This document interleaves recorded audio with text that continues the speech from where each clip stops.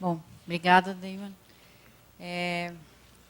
Bem interessante essa revisão que o Damon propõe daquilo que é a base do design, né? A forma e a função.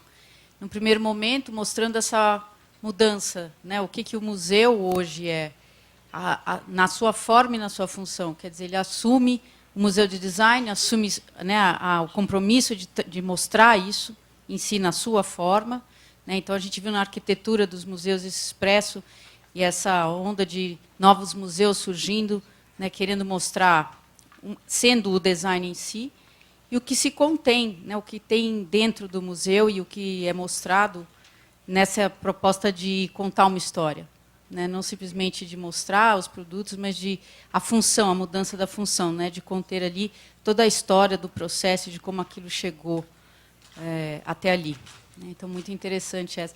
E aí, ao final, essa provocação que também bastante interessante, no mesmo sentido, da mudança da função do design.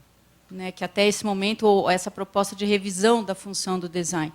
Que design que é esse para o futuro, com todas essas questões que foram colocadas. Né, a questão da tecnologia, das possibilidades todas que a gente, e das necessidades que a gente tem para o futuro. Então, a gente vai, da mesma forma, né, refletir sobre forma e função do design em si. Bom, eu vou passar para as perguntas. Deixa eu pegar meu óculos aqui.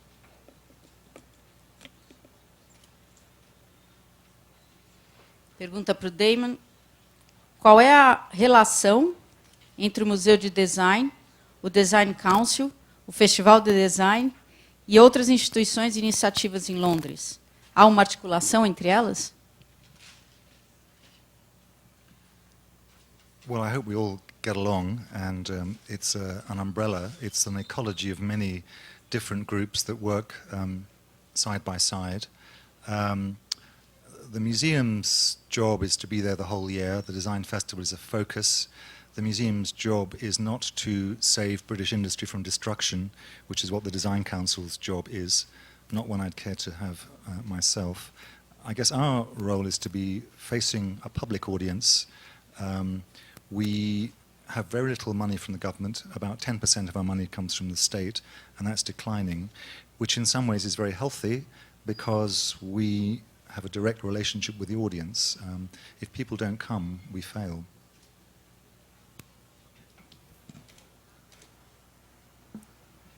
Para o Damon, como lidar com a identidade em processos de criação colaborativos em diversos países e contextos?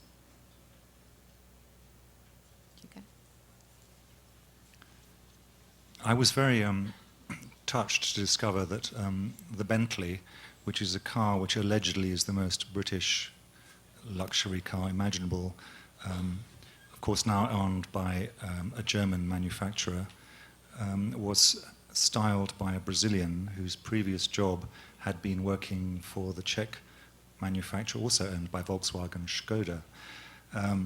Identity is one of the most clear examples, I suppose, of how design is sometimes used as a kind of alchemy to create an impression of something, to associate an object with certain values. And the designer needs to be very skilled with reading the signs. Sometimes they're very banal. I've never understood why pink is associated with female design, or soft corners rather than sharp edges. And sometimes it's more subtle. So when you design a car, once it was a process that was done as if no one had ever done one before, now it's like breeding rare sheep, and it needs to have the characteristics of its parents. In the case of a sheep, its ears. In the case of a car, its headlamps and its door handles. Uma próxima. Marie. Qual a função do estranhamento e do encantamento nesse novo design para o novo mundo?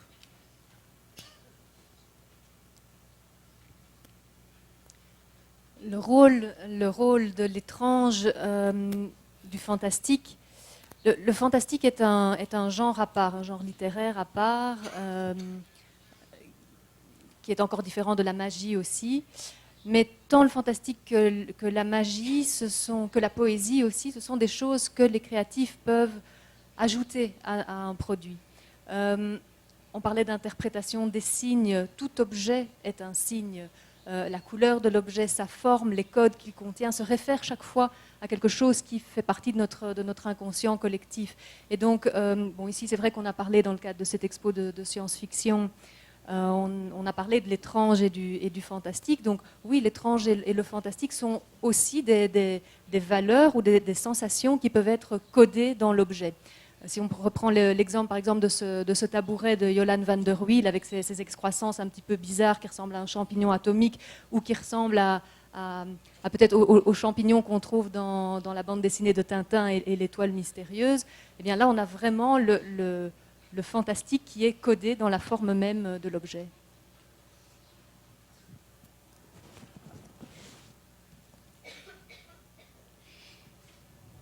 Para ambos.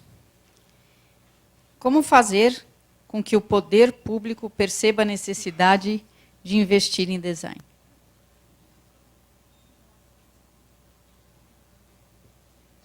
Je peux avoir la traduction, s'il vous plaît? La traduction, encore une fois? Or in English? In English? She's changing.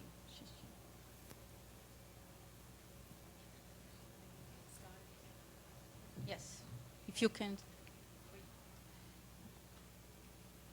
I think that there is a communication in most economies that design is something that matters to their future. I get a series of delegations at the Design Museum from China, from Taiwan, from Russia, from Malaysia, who are all interested in establishing not necessarily a design museum, but design promotional activities, ways in which the subject can shape an economy and an approach. So the idea is there, but my concern is sometimes that it's simply an empty box marked design without a sense of what needs to go in it.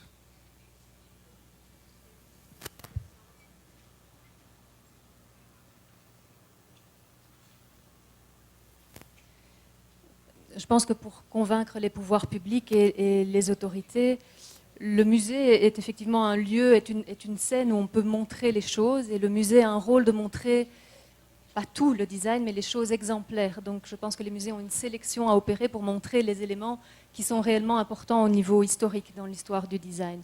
Après, pour convaincre les autorités de l'importance du design aujourd'hui, de l'importance d'intégrer le design, des processus de design dans l'industrie, par exemple, il existe en Belgique toute une série d'associations qui sont des maillons économiques, en fait, qui vont favoriser ces relations entre les designers, notamment les jeunes designers qui sortent de l'école, et l'entreprise.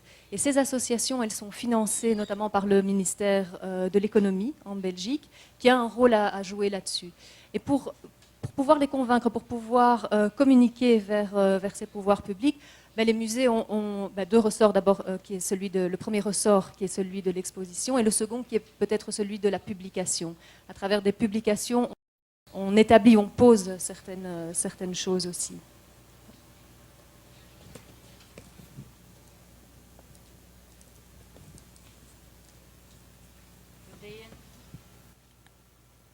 O senhor comentou que o museu vislumbra não o design do passado, mas para onde o design está indo. Na sua opinião, para onde o design está indo? I hope some of the pointers that I came up with towards the end of my talk might give an idea or two. So identity is something that will go on being a concern of design, the kind of sense of technology and where that is taking us to. I suppose really to answer the question, where is design going, you need to decide whether you're an optimist or a pessimist. And if you're a pessimist, I suppose you might think that human beings are fundamentally an addictive species, and that we will go on consuming ourselves till we wipe the planet out. And it's interesting that in the economic downturn of 2008, one of the first measures that most European and North American governments took was to give people tax credits for scrapping their cars and buying a new one to stimulate demand. Not really a very encouraging point of view. The optimistic view, I suppose, is that we will use our skills and our massive resources in human terms to find ways to avert this catastrophe. And I suppose my question about the real significance of a smartphone and its dematerialization of so many objects could point to a way in which high technology might offer us a way out of disaster. Marie? Je voudrais réagir à cette question aussi pour vous dire que je pense que le rôle du designer dans ce nouveau monde aujourd'hui, et pour répondre à la question où va le design, les designers ont un rôle essentiel à jouer dans un monde en pleine mutation. Les changements climatiques, les déplacements de population suite à des catastrophes naturelles, à des guerres, etc. Tout ça, ce sont des nouveaux enjeux et je trouve qu'on voit beaucoup trop peu de jeunes designers qui prennent véritablement ces problèmes à bras le corps et qui proposent des solutions. Or, un designer, ce n'est pas simplement quelqu'un qui fait un bel objet, un beau canapé, une belle lampe qui donne bien sur papier glacé. Je pense que votre rôle est aussi de trouver des solutions pour un monde qui en a véritablement besoin.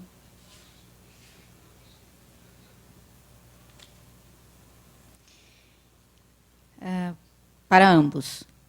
Vocês organizam atividades que transcendem as paredes de suas instituições? Qual a relação com o entorno?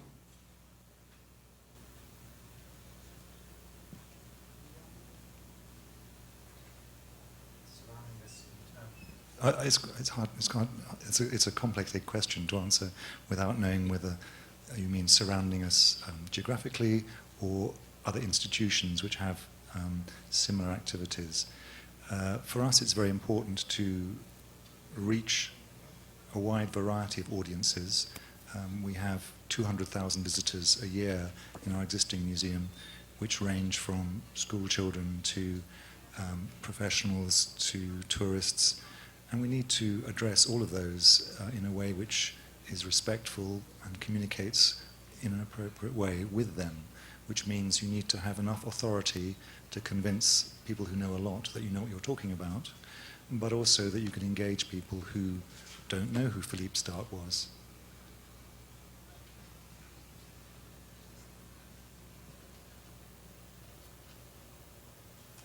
Je viens d'entendre la fin de la traduction. En tant que personne travaillant dans un musée, on est également souvent invité à participer à des jurys de fin d'année. Et donc ça nous met véritablement en contact avec la jeune création et avec les écoles, avec les universités de design. Ce sont évidemment des gens qu'on suit par la suite, mais il est important pour nous aussi d'avoir une démarche qui soit prospective et que le musée aille vers l'université. Je pense que souvent les écoles, les universités, les autres institutions viennent assez spontanément vers les musées. En tout cas, c'est le cas en Belgique. Mais il ne faut pas oublier que nous aussi, nous avons le devoir d'aller vers les institutions et notamment vers les universités et les écoles.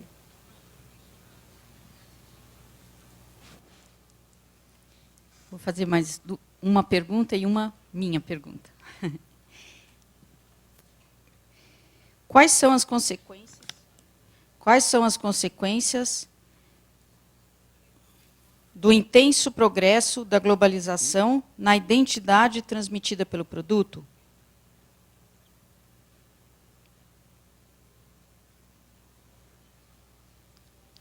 It's possible to argue that globalization is not entirely a new phenomenon. When you get to Rio and you see Portuguese Baroque churches that look quite like those back in Europe, you saw globalization in an early phase, and you can see also Portuguese Baroque churches in Goa in India. The Gothic cathedrals were built by bands of traveling masons who took their skills everywhere. So the idea that we have gone from a state of indigenous identity and skill that's been wiped out by an overlaying mush of McDonald's and Boeing is not entirely accurate. But I think that what has happened is that the speed of change has accelerated, and this starts to do interesting and extraordinary things. We are now in a situation where you can eat in London the cuisine of almost any nation in the world, subtly modified by its exposure to British tastes, in the same way that one finds the same phenomenon with sushi in Brazil. I think it's possible for a worldwide phenomenon to coexist with a very particular sense of place in some countries as well. Tem mais uma aqui antes da minha. Quais as principais dificuldades para ambos? Quais as principais dificuldades que vocês enfrentam em suas instituições de engajamento com o público, financeiras? Diga-nos também seus desafios, se tem desafios.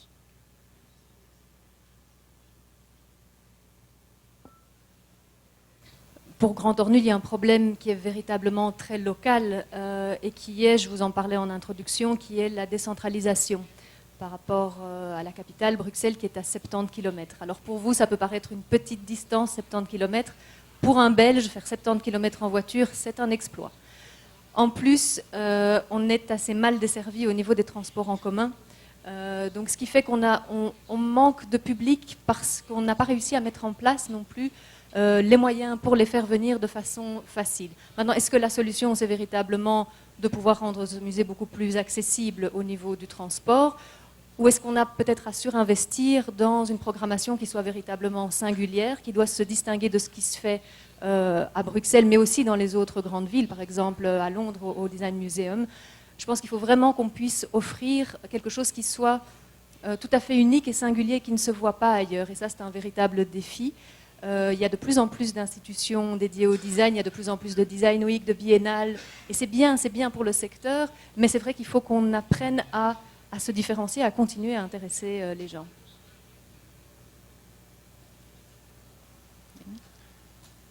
We need to always walk a careful path to make sure that we project what we believe in. We need to have some exhibitions which will attract a lot of people. So Christian Louboutin makes amazing shoes, and 900 people every day for 3 months bought tickets to see it. So temptation is, let's have another shoe show next year. We won't, because we're not a shoe museum. You're building a program which needs to have a long-term perspective, and that's not easy. The kind of exhibitions that are the most straightforward to build an audience for involve an individual who is alive and will talk to the press loudly and fluently. My head of communications always says, not another show about someone who's dead, please. It's also quite hard to make exhibitions which people can understand the communication when they're idea-based rather than monographic. So an exhibition like what Grand Ornu is doing on science fictions is a complicated idea to put across, but if it works, it's great. So those are the things that we all push ourselves to. For a curator, the ideal exhibition is one which changes the way that people see something. It doesn't happen very often. Para a gente só encerrar, então, vou fazer a minha pergunta para ambos. A gente vem fazendo um esforço aqui no Brasil, inclusive com o apoio do governo, para a divulgação do design brasileiro lá fora. Não só de trazer designers para conhecer o nosso trabalho e nossa cultura e empresários, assim como levar empresários, para nossos trabalhos, empresários de design, para mostrar os seus trabalhos lá fora. Isso vem sendo uma dinâmica nossa lá na associação e em conjunto com o governo. Então, eu gostaria de saber, você citou o design brasileiro, citou a Embraer, o que você teria a nos dizer sobre isso? sobre a questão do design lá fora, suas impressões sobre essa questão do design brasileiro.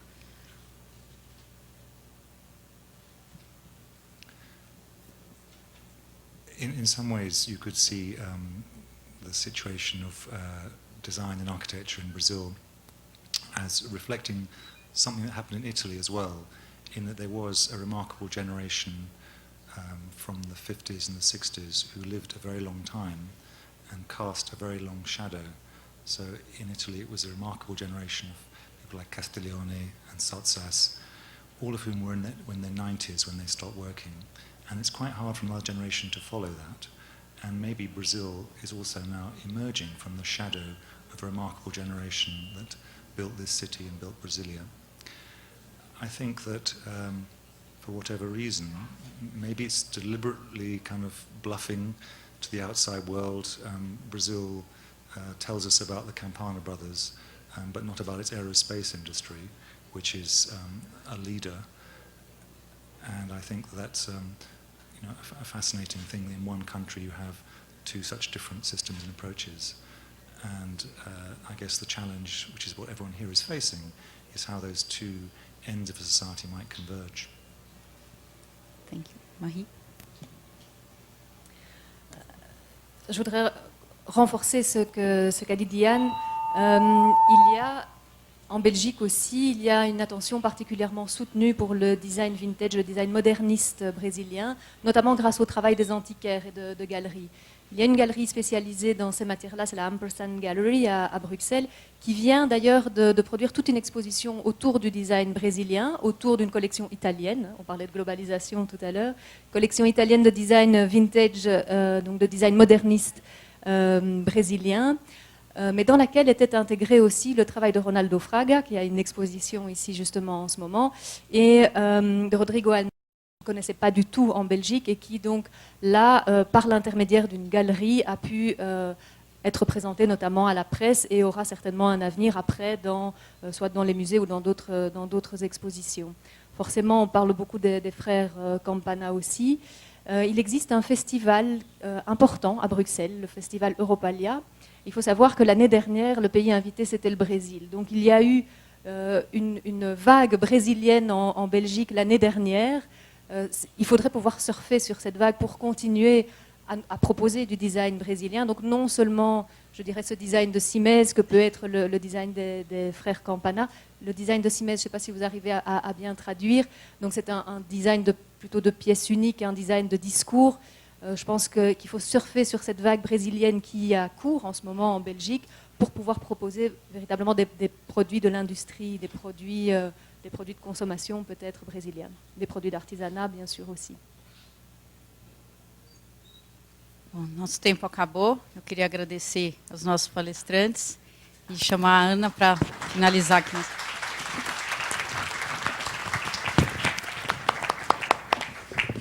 Gostaria de agradecer mais uma vez a participação da moderadora, a senhora Gisela Schutzinger, dos palestrantes Dejan Sudvik e Marie Pock. Muito obrigado. Eu, antes de convidar a Ana para retornar ao palco, eu gostaria de convidar o senhor Agmar Campos, do Sebrae, gerente da Unidade de Comércio, Serviços e Artesanato.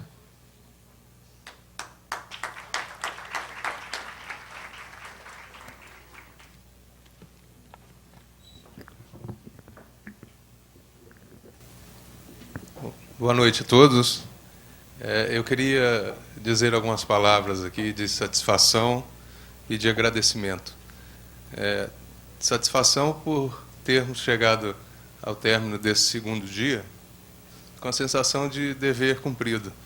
Eu acho que a nossa intenção, o nosso objetivo, de certa forma, ou melhor, em grande forma foi cumprido, que era a nossa intenção de darmos sequência a um assunto da economia criativa e do designer, que são temas que nós estamos dedicando no Sebrae há algum tempo. Acho que o nosso compromisso de disseminação de conhecimento foi cumprido, de certa forma, aqui, e a nossa intenção de darmos sequência a esse tema e buscando disseminar esse conhecimento e também para a gente angariar devotos, se podemos dizer assim, e agregados parceiros, pessoas como vocês que se interessam por esse tema, que vivem esse tema, que são os empreendedores criativos, para que façam parte desse nosso projeto, né, de economia criativa. O SEBRAE agora integra um movimento que já acontece há algum tempo, que a gente sabe, mas formalmente nós estamos aqui nos disponibilizando para que a gente também possa dar a nossa contribuição para esse tema que tanto nos interessa e tanto interessa a Minas e ao Brasil.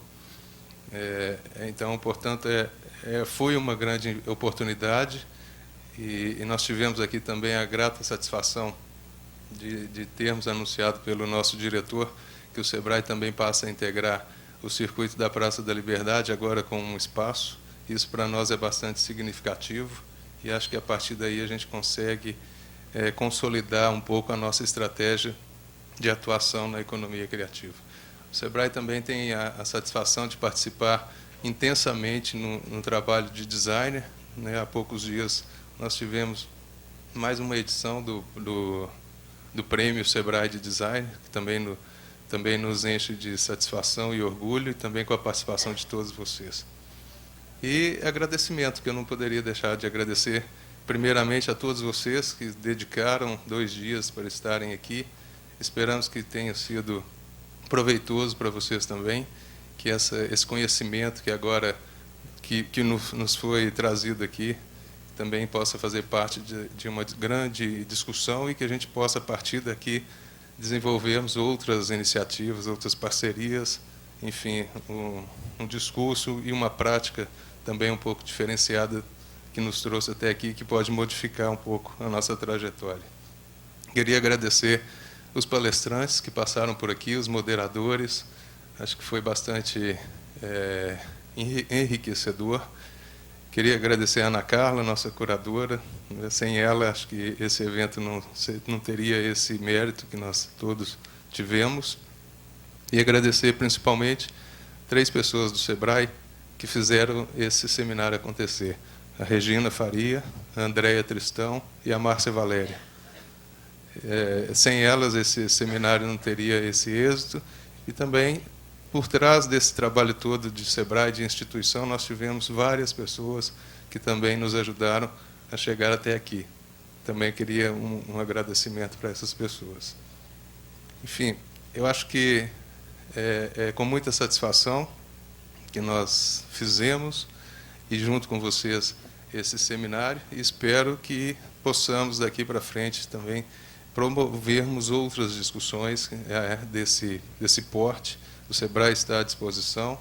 Precisamos ter parceiros, pessoas interessadas, profissionais, empreendedores, para que a gente possa construir eventos e também uma plataforma, iniciativas que possam fazer essa diferença. Então, meu muito obrigado a todos vocês. Espero vê-los em uma outra iniciativa, quem sabe, o 2º Seminário Internacional. Muito obrigado.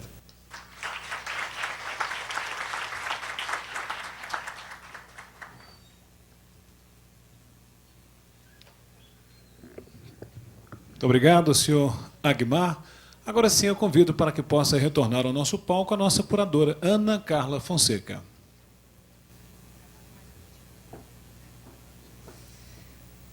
Muito triste. Bom, vamos lá. Foi dito aqui algumas vezes, inclusive pelo senhor Sudik, em sua palestra de encerramento aqui no nosso seminário, que há um certo receio com o uso excessivo do termo design. Eu confesso que eu tenho um grande receio com o uso excessivo do termo economia criativa, né? E falo isso como economista, como urbanista e como alguém que lida com isso há mais de 10 anos.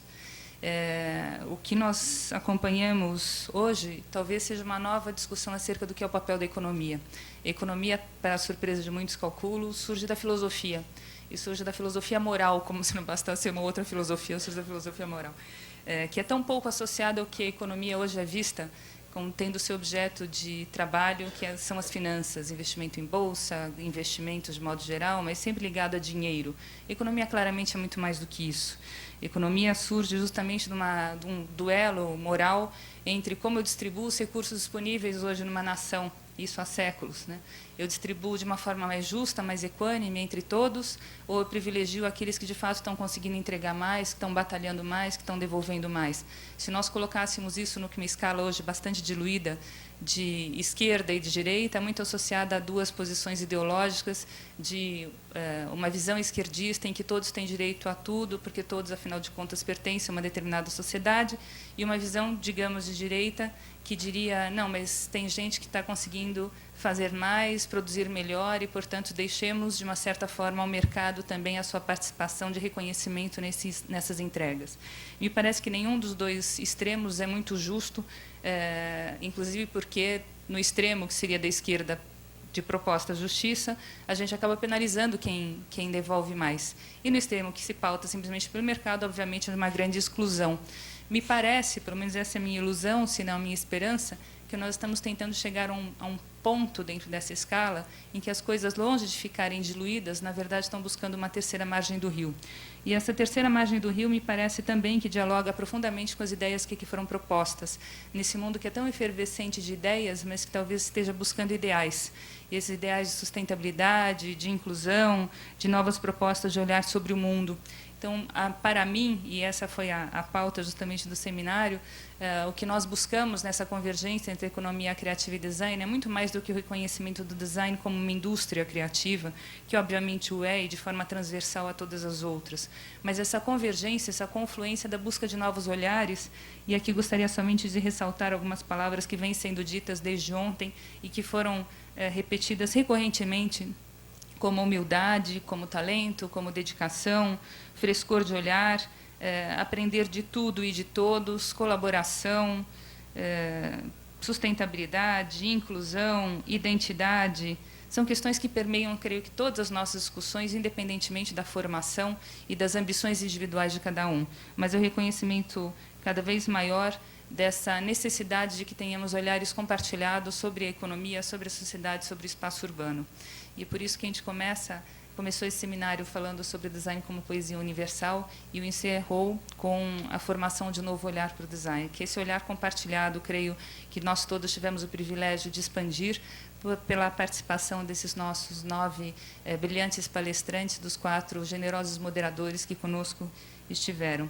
Então, espero que todos nós tenhamos esse nosso ângulo de horizonte bastante ampliado e que deixemos este recinto inspirados com tudo que ouvimos, com tudo que vimos, desejando esses bons ventos à Casa da Economia Criativa. Obrigada pela presença de todos.